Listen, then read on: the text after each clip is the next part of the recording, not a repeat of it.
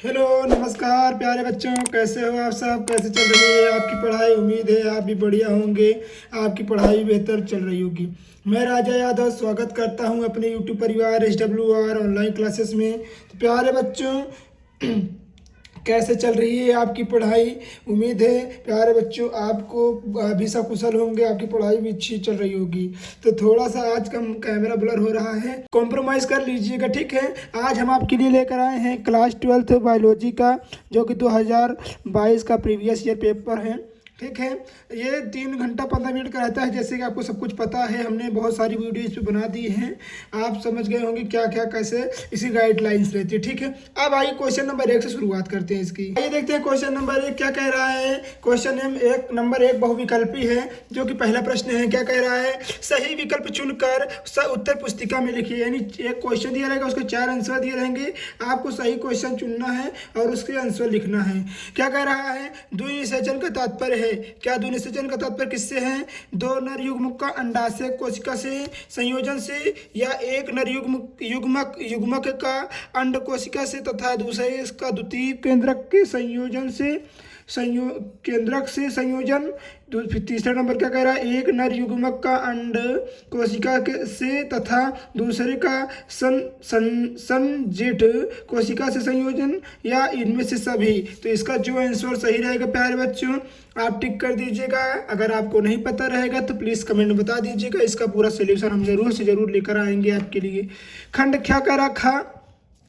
खा क्या कह रहा? बीजांड, जिसको हम बोलते हैं ओव्यूल का वह स्थान जहाँ बीजांड वृंत, जिसको हम बोलते हैं फन सेल, जुड़ा होता है, उसे हम क्या कहते हैं? उसे हम क्या निभाग बोलते हैं, नाभिका बोलते हैं, केंद्रक बोलते हैं, या माइक्रोकोपाइल बोलते हैं। तो इसका सही आंसर क्या होगा आपको पता है प्यारे बच्चों? इसका सही आंसर जो होगा उसे आप कमेंट में ज़रूर बताइएगा। अगर नहीं पता है तो भी बता दीजिएगा, हम आपको पूरा इसका सोल्यूशन करवाएंगे।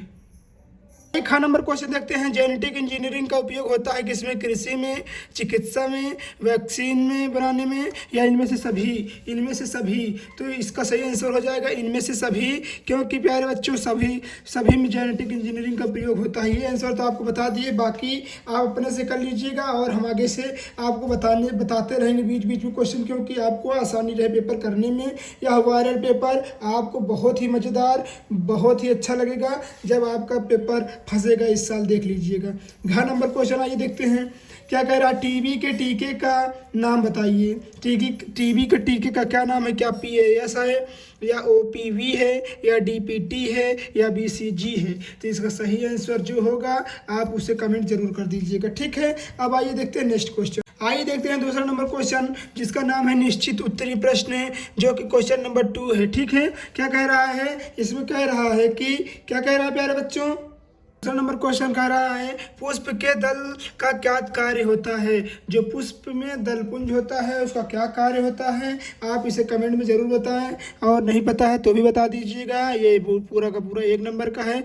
दूसरा क्वेश्चन क्या कह रहा है? ख नंबर, वृषण के 2 प्रमुख कार्य बताइए। तो वृषण का 2 प्रमुख कार्य होता है। नंबर 1 होता है इस वृषण में स्पर्म बनाना, नंबर 2 होता है उसको स्पर्म को इकट्ठा करना, या कह सकते हैं कि पोषण प्रदान करना। IUD का फुल फॉर्म क्या होता है? तो इसका पूरा फुल फॉर्म बता दीजिएगा, नहीं पता है तो हमको कमेंट कर दीजिएगा, हम बता देंगे आपको। नहीं तो आपको पूरा से जब सेट कर एनालाइज कराने लगेंगे तो आपको खुद ही पता चल जाएगा। डाउन सिंड्रोम क्या होता है? अगर आप इसको बता देते हैं तो क्या होता है? तो डाउन सिंड्रोम, जिसमें 47 गुणसूत्र पाए जाते हैं, ये होता है। इस पर संक्षिप्त टिप्पणी लिखिए। तो इसको हमने करवा दिया है, अगर आप नहीं देखे हैं तो प्लीज़ वीडियो नीचे जाकर डिस्क्रिप्शन में देख लीजिएगा, नहीं तो प्ले लिस्ट में आपको वीडियो मिल ही जाएगी। ड नंबर देखिए क्या कह रहा है। अंगा नंबर क्या कह रहा है? प्रोकैरियोटिक तथा यूकैरियोटिक DNA में अंतर बताइए, जिसको हम बोलते हैं प्रोकैरियोटिक और यूकैरियोटिक, ठीक है। तो इसको हमने करवा दिया है, अगर आप नहीं देखे हैं तो प्लेलिस्ट में वीडियो मिल जाएगी आपको, वहां पर जाकर अवश्य देख लीजिएगा।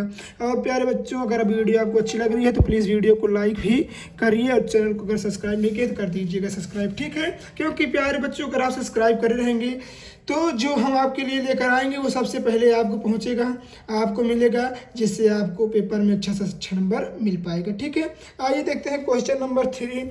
क्वेश्चन नंबर 3 क्या है? तीसरा नंबर क्वेश्चन क्या कह रहा है, का नंबर कह रहा है रेड डाटा बुक की टिप्पणी लिखी, यानी जिसको हम रेड डाटा बुक यानी कहते हैं उसे वो क्या होता है, उस पर टिप्पणी लिखिए। बस दो लाइन आपको लिखना है और आपको मिल जाएंगे पूरे 2 नंबर। फिर खा नंबर में क्या कह रहा है, मलेरिया रोग कैसे फैलता है, इसके रोकथाम का उपचार के बारे में बताइए। तो ये चैप्टर नंबर 8 से है, जो कि बहुत ही महत्वपूर्ण है और ये भी 2 नंबर के आते हैं प्रश्न हमारे बोर्ड एग्जामिनेशन में। ठीक है प्यारे बच्चों, गा नंबर प्रश्न क्या कह रहा है, पेय पदार्थ तथा डबल रोटी बनाने गए संक्षिप्त में सूक्ष्म जीवों को किस प्रकार हमारी मदद करते हैं। पेय पदार्थ जैसे हो गया बियर हो गए, रम हो गए, दारू हो गया, ये सब को बनाने में क्या होता है सूक्ष्म जीवों का योगदान। और जो डबल रोटी जिसको हम बोलते हैं पाव रोटी भी बोलते हैं, जो इसको हम ब्रेड बोलते हैं, तो इसको सब बनाने में सूक्ष्म जीवों का क्या योगदान रहता है, आप इसको बताइए और ले जाइए पूरे के पूरे 2 नंबर। आइए देखते हैं क्वेश्चन नंबर प्रश्न कह रहा है कि पुनर्योजन डीएनए की क्या उपयोगिता है। तो जैसे कि आपको पता है डीएनए के 4 खंड होते हैं, उस देखिए ATPG ये होते हैं ना, तो उसी प्रकार आप इसे पुनर्योजन डीएनए पढ़ लीजिएगा क्या होता है। अंग नंबर प्रश्न देखिए, बीटी कपास क्या होते हैं। तो बीटी कपास ऐसा कपास होता है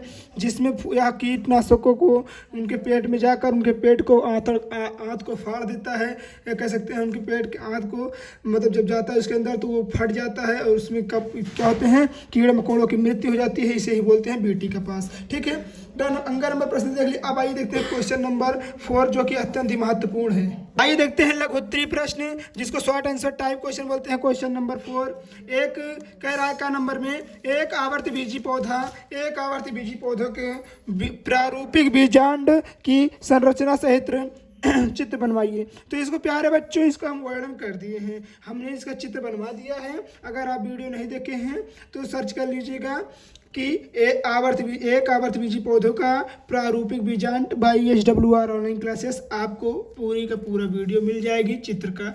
ठीक है, खा नंबर में देखिए पक्षियों तथा मधुमक्खियों में लिंग निर्धारण समझाइए। तो जैसे कि आपको पता है पक्षियों को जो लिंग निर्धारण होता है वो ठीक मनुष्य के विपरीत होता है, यानी जैसे यक्ष में मादा उत्पन्न होती है परंतु पक्षियों में यक्ष में नर पक्षी उत्पन्न होता है।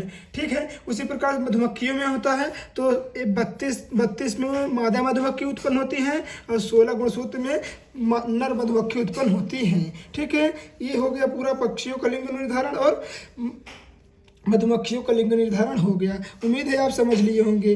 गा नंबर प्रश्न देखिए, प्रोटीन संश्लेषण में RNA का क्या योगदान होता है।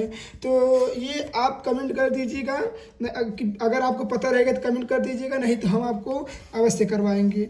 घा नंबर प्रश्न देखिए, मलेरिया परजीवी के जीवन चक्र का स्वच्छ नवीनकृत चित्र बनाइए। देखिए जो मलेरिया होता है मलेरिया जो परजीवी होता है कैसे फैलता है, कैसे वो अपने खून को ले जाता है, फिर उसके बाद प्लाज्मा बनता है, फिर उसके बाद ऐसे बना रहता है एक साइकिल, उसको बनाना है आपको। अगर नहीं आता है तो कमेंट कर दीजिएगा, हम आपको अवश्य बताएंगे।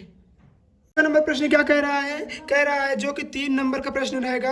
यहाँ देखिए जैसे जैव उर्वरक क्या है। तो अगर जैव उर्वरक के बारे में बताते हैं कि जैव उर्वरक हमारे खेत के लिए बहुत ही उपयोगी होता है, तो आपको मिलेंगे 1 नंबर। कृषि में इसका क्या उपयोग है, तो जैसे कि आपको पता है यह सॉइल के फर्टाइल को बढ़ाता है तथा पौधों को बढ़ने में सहायता करता है। देखिए 2 चीज़ लिख दिए, आपको 2 नंबर मिल गया, तो टोटल आपको 3 नंबर मिल गया। बहुत आसान क्वेश्चन था। ठीक है, उसी प्रकार क्या कह रहा है खा नंबर प्रश्न कि प्लाज्मिड वेक्टर पर टिप्पणी लिखिए। अगर आपको आ रहा हो तो ठीक है, नहीं तो कमेंट कर दीजिएगा, इसका पूरा सोल्यूशन हम आपके लिए लेकर जरूर आएंगे। गा नंबर प्रश्न क्या कह रहा है, जीन थेरेपी की या एंजाइम थेरेपी उदाहरण सहित स्पष्ट कीजिए। तो इसको भी आप कमेंट कर दीजिएगा और उसे भी आप अगर आपको क्वेश्चन आ रहा होगा तो ठीक है, नहीं तो कमेंट कर दीजिएगा, हम इसको भी आपको करवा देंगे, सब पूरा का पूरा सेट ही करवा देंगे।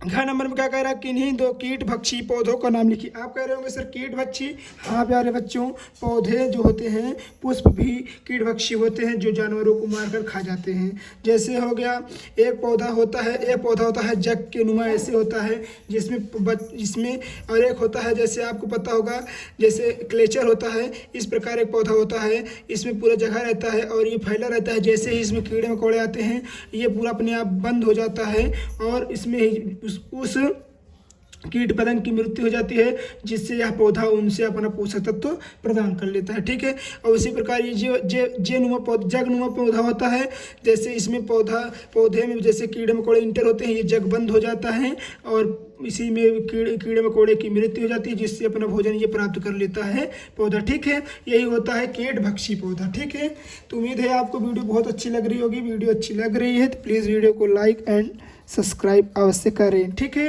अब आइए देखते हैं क्वेश्चन नंबर 6 नंबर क्वेश्चन क्या कह रहा है कि का नंबर देखिए, जैव विविधता की परिभाषा दीजिए। ये तो बहुत ईजी क्वेश्चन है। ठीक है, इसके संरक्षण की 2 विधियों का उल्लेख कीजिए। मतलब जैव विविधता क्या है और इसको किस प्रकार से सुरक्षित किया जा सकता है। ये पूरे 3 नंबर का है प्रश्न, जो कि आपके लिए बहुत ही आपके लिए क्या है, महत्वपूर्ण नहीं, मोस्ट इम्पोर्टेंट है। ठीक है, ठीक। खा नंबर क्या कह रहा है, डीएनए फिंगरप्रिंटिंग का वर्णन कीजिए। तो डीएनए फिंगरप्रिंटिंग आपको हमने पढ़ा दिया है, आप हमारे चैनल HWR ऑनलाइन क्लासेस पर जाकर सर्च करके देख सकते हैं। ग नंबर प्रश्न क्या कह रहा है, मानव स्वास्थ्य तथा रोग पर टिप्पणी लिखिए। तो हमने बताया था कि वह प्रत्येक वस्तु जो मानसिक, शारीरिक, भावनात्मक, व्यवहारात्मक आदि के रूप से स्वस्थ है, उसे ही स्वस्थ व्यक्ति कहा जाता है। ठीक है, आप इसको लिख लीजिएगा इसी प्रकार। उसी प्रकार देखिए घ नंबर प्रश्न क्या कह रहा है, सूक्ष्म जीवों के औषधीय उपयोग का वर्णन कीजिए। यानी सूक्ष्म जीव का औषधि में किस प्रकार उपयोग किया जाता है, इसका वर्णन करना है और आपको मिलेंगे पूरे के पूरे 3 नंबर। ठीक है, अब आइए देखते हैं क्वेश्चन नंबर नेक्स्ट। आइए विस्तृत उत्तरी प्रश्न देखते हैं, जो कि एक प्रश्न पूरा 5 नंबर का रहेगा। देखिए 2.5 और 2.5 नंबर का है।